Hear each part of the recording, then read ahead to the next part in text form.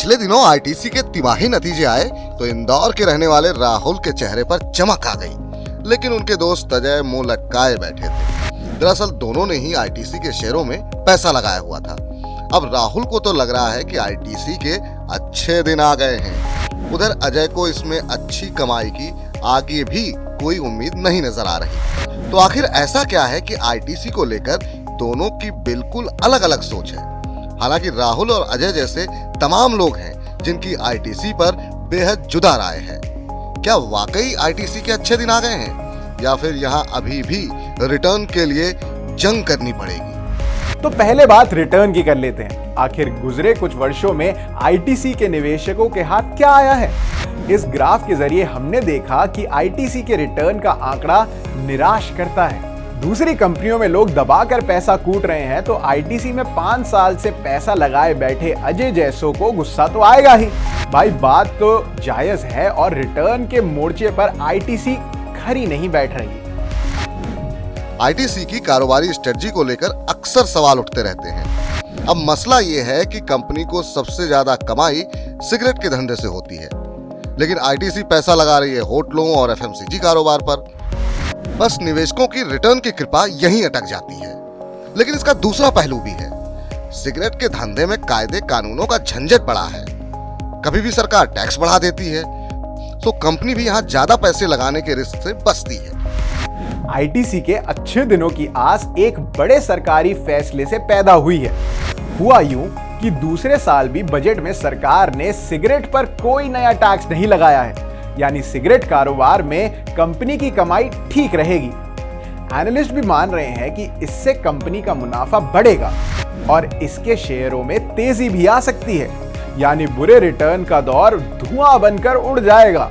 ITC का धंधा बड़े तौर पर सिगरेट में इसकी बादशाहत पर टिका हुआ है। ऐसे जान लीजिए कि कंपनी की कुल कमाई में 35% हिस्सा अकेले सिगरेट से ही आता है। अब बात इस पर आ जाती है कि आखिर सिगरेट का धंधा चल कैसा रहा है, क्योंकि आखिरकार आईटीसी से रिटर्न का रास्ता सिगरेट के धुएं से होकर जो गुजरता है। दूसरों को भले ही ये बात बुरी लगे, डॉक्टर लाख बना करे, लेकिन हकीकत तो यही है कि लोग जमकर सिगरेट पी रहे हैं। आईटीसी के निवेशकों को और क्या चाहिए? कोविड के दौर में इसमें भले ही गिरावट आई, लेकिन अब आईटीसी का सिगरेट का कारोबार फिर से चमकने लगा है। वॉल्यूम ग्रोथ के आंकड़ों पर तो जरा नजर डालिए, तबीयत हरी हो जाएगी। यही नहीं, मौजूदा फिस्कल की दिसंबर तिमाही में सिगरेट सेगमेंट का एबिटा यानी कामकाजी मुनाफा 14% बढ़कर रिकॉर्ड लेवल पर पहुंच गया है। यहां तक तो कहानी शानदार लग रही है। दूसरे कारोबारों का क्या है हाल? अब ये बात आती है कि आईटीसी के दूसरे काम धंधे कैसे चल रहे हैं। तो इसका जवाब ये है कि कंपनी के दूसरे धंधे भी धीरे धीरे पटरी पर लौट रहे हैं। दिसंबर तिमाही के नतीजे बता रहे हैं कि कंपनी की सेल्स करीब 30% बढ़ी है। इसमें सबसे ज्यादा योगदान एग्री बिजनेस ने दिया है। कोविड की पाबंदियां कम हुई हैं, तो कंपनी का होटल सेगमेंट भी रिकवर हो रहा है। ऐसे समझ लीजिए कि आईटीसी का होटल कारोबार आधा रह गया था। एफएमसीजी सेगमेंट से कंपनी को करीब 27% कमाई होती है। कंपनी ने सेवलॉन के बाद मास्क, सैनिटाइजर, हैंड वॉश जैसे नए प्रोडक्ट जोड़े हैं, तो आईटीसी का पूरा कारोबार पटरी पर लौटता दिख रहा है और इसमें अच्छी ग्रोथ की उम्मीद है। अब ये बात आती है कि चलिए कारोबारी मोर्चे पर कंपनी की परफॉर्मेंस तो सुधर रही है, लेकिन निवेशकों को इसका फायदा कब मिलेगा?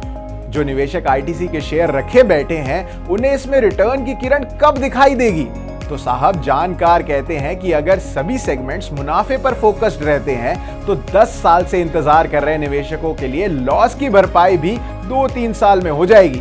शेयर के दाम बढ़ने से तो फायदा होगा ही, साथ ही आईटीसी के शेयरों की डिविडेंड यील्ड बीते 2 साल से करीब 5% या उससे ऊपर रही है, यानी निवेशकों को हो सकता है दोहरा फायदा।